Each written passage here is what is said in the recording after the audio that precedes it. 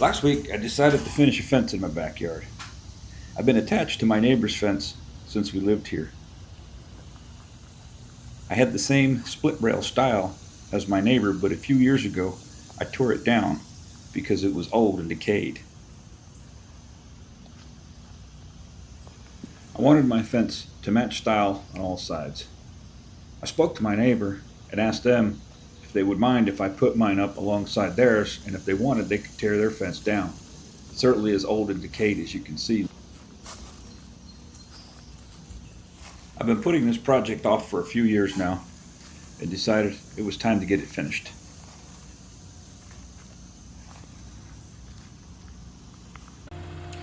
I had the materials delivered from Home Depot. I got 48-foot 5 1/4 deck boards, 10 6-foot 4x4 posts, 15 60-pound bags of concrete mix, and 100 feet 48-inch tall weld wire. I had to move all the materials to my backyard. Instead of carrying a few pieces at a time and a lot of trips, I used a wheelbarrow I made for moving firewood. I cut the number of trips down to 3 for all the rails and posts, and I had to do another 4 trips to move all the concrete mix.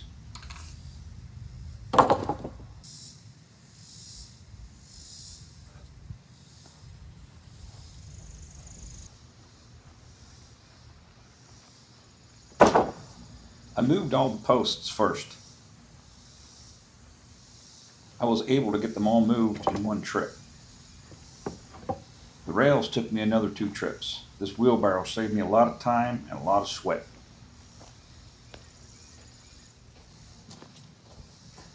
I staged the posts along the fence, placing each one about where I was going to set them.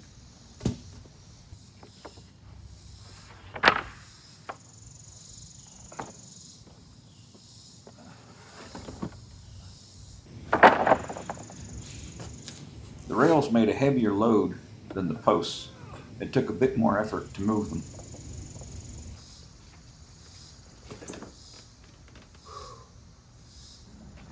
I staged the rails under a tree in the shade. Treated lumber can warp if you leave it out in the sun.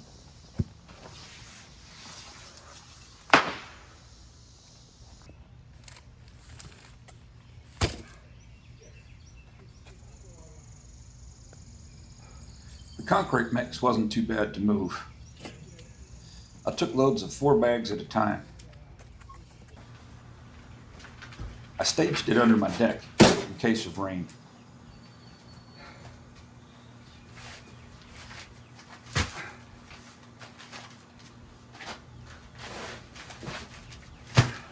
I planned on setting the posts 7 feet apart. However, the first post would have been right beside my neighbor's old post if I did it at 7 feet. I was worried that if they demoed their fence, my post might get disturbed when they removed their old post. So I set the first one at 6 feet from the corner. I have to use this wrecking bar to break up the hard packed clay. Then I remove it with the post hole digger. I dig the post holes to about 15 inches deep.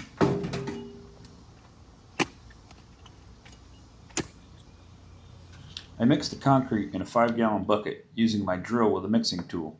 I mix half of a 60-pound bag at a time. I find this is the easiest way to get this done. I mix the concrete a little wetter than I would for other purposes. The wetter mix pours easier to fill in around the post.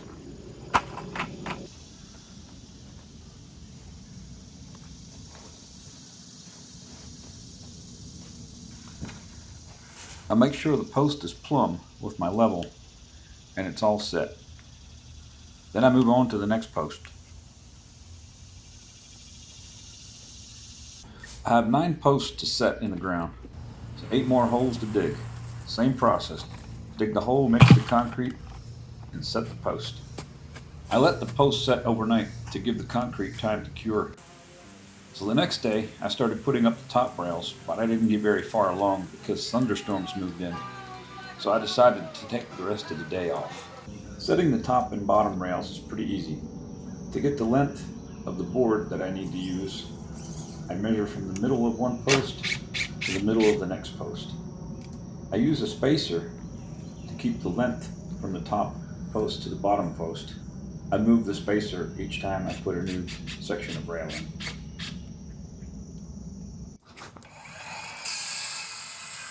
I cut the rail to the correct length.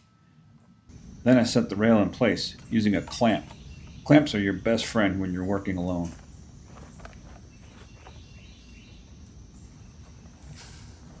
I brace the rail against the post and up to the spacer. Then screw the rail to the post.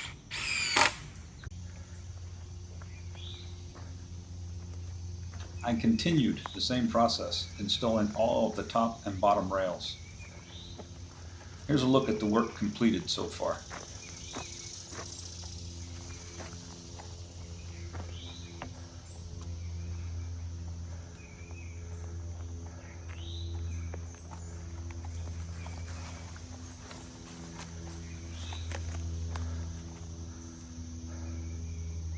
Setting the cross rails was a bit more work than the top and bottom rails.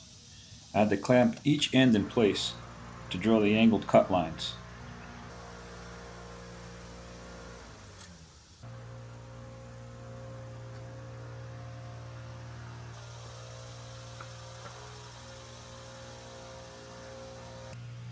I took the rails to the sawhorses, made the cuts, and then clamped the rails in place so that I could screw them into the posts.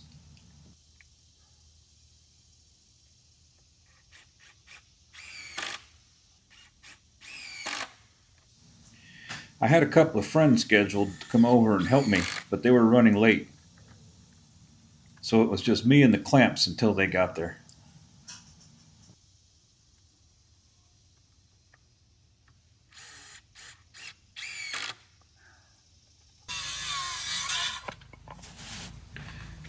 My friends finally arrived, then things really picked up speed.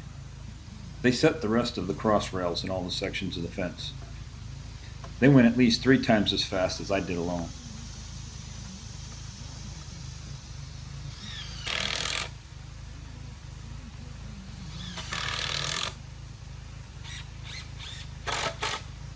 While they were finishing with the cross rails, I began on the weld wire. I need the weld wire to keep the dogs in the yard. Moving the roll of weld wire was a real pain, but I just kept rolling out a section and then stapling it in place. After my friends finished the cross rails, one of them helped me stapling the weld wire, and the other made decorative cuts on the tops of the posts. The last task to complete the fence was to add 1x4 strips to cover the seams where the rails are screwed to the posts. I bought 5 8-foot 1x4 strips. I cut them in half to get 10 48-inch strips.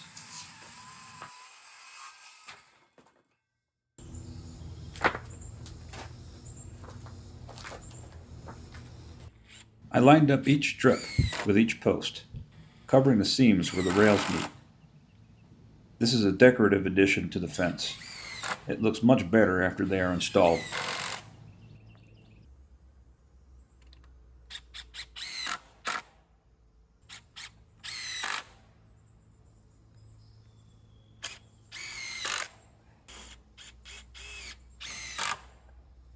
Well, there is the completed fence.